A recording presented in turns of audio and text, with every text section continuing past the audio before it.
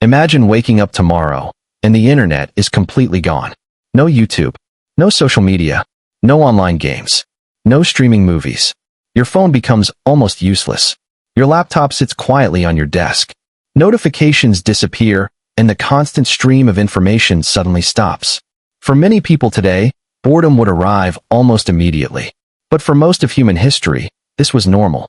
Just a few decades ago, the internet didn't exist in everyday life.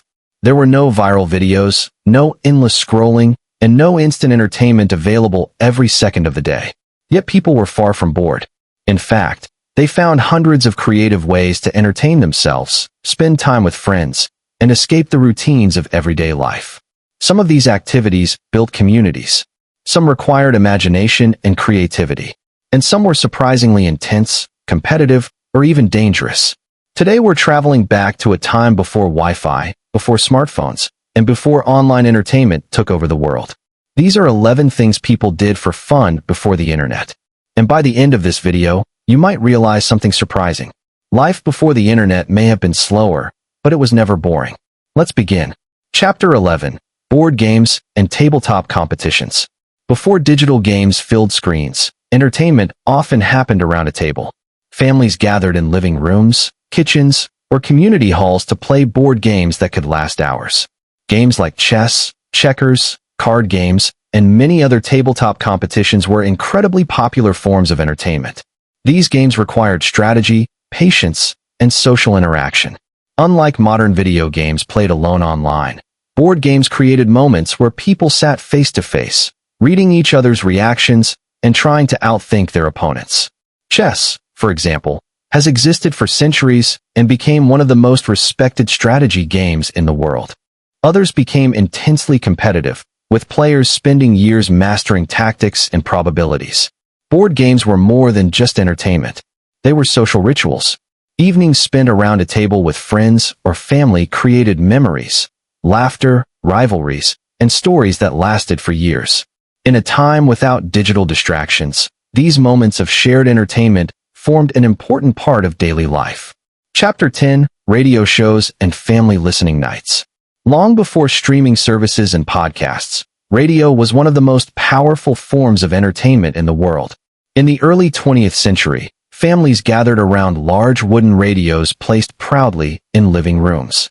At specific times every evening, popular radio programs would begin broadcasting. There were comedy shows, dramatic stories, mysteries, news programs, and even full theatrical performances designed entirely for radio audiences. Because listeners couldn't see the actors, everything depended on sound. Voice acting, music, and carefully designed sound effects created entire worlds in the imagination of the audience.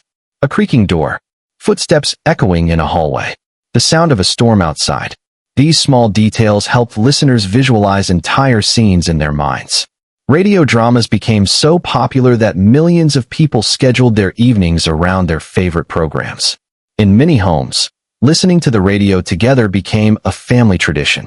Children sat quietly while stories unfolded, parents laughed at comedy shows, and suspenseful mysteries kept audiences guessing week after week. The experience was communal.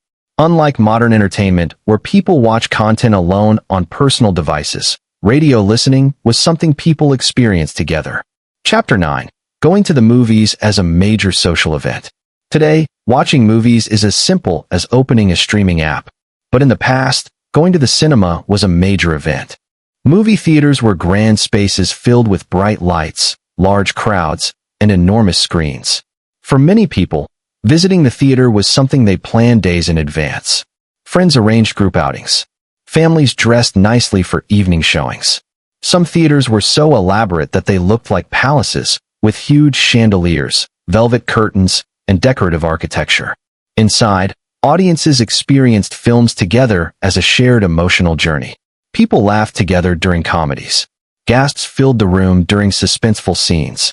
Entire crowds sometimes applauded at the end of particularly exciting films. For young couples, the cinema became a popular place for dates. For families, it was a weekend tradition. And for communities, it was one of the few places where large groups gathered for entertainment. Before home video and streaming services existed, the movie theater was one of the only ways to experience cinematic stories. and that made every visit feel special. Chapter 8. Outdoor Neighborhood Games. Before smartphones kept people indoors, children and teenagers spent huge amounts of time outside. Neighborhood streets, parks, and empty fields became playgrounds where imagination turned simple environments into adventure zones.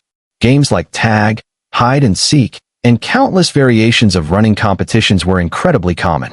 But beyond these simple activities, entire communities of kids often created their own unique games. Rules were invented on the spot. Teams were formed quickly, and competitions sometimes lasted until sunset. These outdoor games were more than just fun. They built friendships, teamwork, and creativity. Children learned how to negotiate rules, solve disagreements, and cooperate with others. Unlike structured sports, these games were flexible. If someone arrived late, they joined the next round. If a rule didn't work, it changed. The freedom of these outdoor activities allowed imagination to shape the experience. Entire afternoons passed quickly as groups of friends explored neighborhoods, climbed trees, rode bicycles, and invented new challenges. In many ways, childhood before the internet was deeply connected to the physical world, and those outdoor adventures became some of the most memorable experiences of growing up. Chapter 7. Reading Books and Adventure Stories. Before the internet made information instantly available, books were one of the most powerful sources of entertainment in the world. Reading was not simply a quiet hobby. For many people, it was an escape into completely different worlds. A single novel could transport readers into distant lands, historical eras, or thrilling adventures filled with danger and mystery. Libraries became important centers of entertainment in many towns and cities. Children visited regularly, searching through shelves filled with stories about pirates, explorers, detectives, and magical kingdoms. Books allowed readers to imagine scenes in their own minds. Without screens or special effects, every character, location, and moment came alive through imagination alone. For young readers, this process felt almost magical. Adventure novels were particularly popular. Stories about explorers traveling across oceans, detectives solving complicated mysteries, or heroes overcoming impossible odds captured the imagination of millions. Entire generations grew up waiting for the next installment of their favorite book series. Reading also had another important role. It allowed people to experience stories privately while still feeling deeply connected to the characters inside them. Many readers spent quiet evenings turning page after page, completely absorbed in fictional worlds that felt just as real as their everyday lives. In a time without constant digital distractions, books provided hours, sometimes days, of entertainment. Chapter 6. Community Festivals and Local Fairs. Long before social media connected people online, communities gathered together in person to celebrate festivals and local events. These gatherings were some of the most exciting moments of the year. Small towns and large cities alike organized fairs, markets, and seasonal celebrations that brought people together for food, music, games, and performances. Local fairs often included rides, contests, and entertainment designed for families and children. Food stalls filled the air with the smell of freshly cooked treats. Musicians performed live on small stages while crowds gathered nearby to listen. Competitions were another popular part of these events. People entered contests for baking, farming, craftsmanship, or even simple games of skill and strength. Winning a ribbon or prize at the local fair became a point of pride for many participants. These events also played an important social role. Neighbors who rarely had time to meet during busy work weeks could spend hours talking, laughing, and enjoying entertainment together. Children ran through crowds with friends while adults caught up on community news and stories. Without modern digital communication, these gatherings helped maintain the social fabric of communities. They reminded people that entertainment wasn't only about consuming content. It was also about sharing experiences together. And for many towns, these festivals became traditions that lasted for generations. Chapter 5. Listening to music on vinyl records. Music has always been one of the most powerful forms of entertainment. But before streaming services allowed people to access millions of songs instantly, listening to music was a more deliberate experience. Vinyl records became one of the most popular ways to enjoy music throughout much of the 20th century. Large record players sat proudly in living rooms while collections of records were stored carefully on nearby shelves. Listening to music was not just background noise. It was an activity people dedicated time and attention to, and that made the experience feel much more personal. Chapter 4. Sports and Local Competitions. Sports have always played an important role in entertainment. Before digital entertainment dominated free time, physical activities and competitions were some of the most exciting ways people spent their leisure hours. Local sports leagues formed in schools, neighborhoods, and workplaces. People gathered on weekends to watch or participate in games that brought communities together. Baseball fields, football grounds, basketball courts, and open parks became centers of activity. For players, these games provided excitement, teamwork, and the thrill of competition. For spectators, they offered dramatic moments filled with suspense and celebration. Crowds cheered loudly when a team scored a point or made a remarkable play. Local rivalries sometimes became legendary, with teams competing year after year for pride and recognition. But sports were not only about organized leagues. Unlike digital entertainment, which often happens individually, sports created shared experiences where people celebrated victories and endured defeats together. And for many individuals, the memories created during these games lasted far longer than any form of entertainment. Chapter 3. Arcade games before home consoles. Before video game consoles became common in homes, arcades were the center of gaming entertainment. Arcade halls were filled with colorful machines, flashing lights, and the constant sound of electronic music and game effects.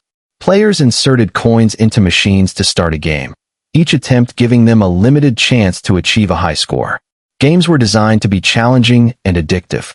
Players returned again and again, determined to beat their previous scores or compete with friends. Long before online multiplayer games existed, arcades allowed players to compete and socialize in the same physical space.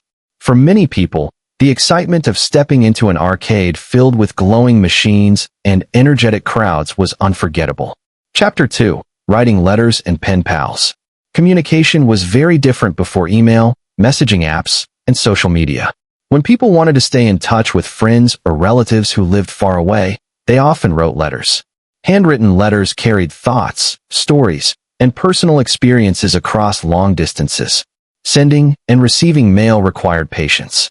A letter might take days or even weeks to arrive, but this delay made each message feel more meaningful. People carefully chose their words, writing long descriptions about their lives, their feelings, and the events happening around them. Pen pal programs also became popular, especially among students.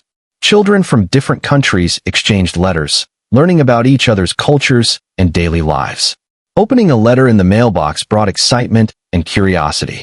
For many people, these written exchanges became cherished memories of connection in a world that moved at a much slower pace. Chapter 1. Gathering with friends and telling stories. Perhaps the most timeless form of entertainment in human history is storytelling. Long before movies, television, or the internet existed, people gathered together to share stories. Friends sat around dinner tables, campfires, or living rooms, recounting events from their lives or retelling tales passed down through generations. Some stories were funny, others were dramatic or mysterious, but all of them created moments of connection between the people listening and the person telling the story. Storytelling allowed individuals to share experiences, wisdom, and imaginations. Through stories, people learned about their community's history, their family's past, and the personalities of those around them. Even today, storytelling remains one of the most powerful ways humans connect with each other. And in many ways, the videos we watch online now are simply a modern version of the same ancient tradition.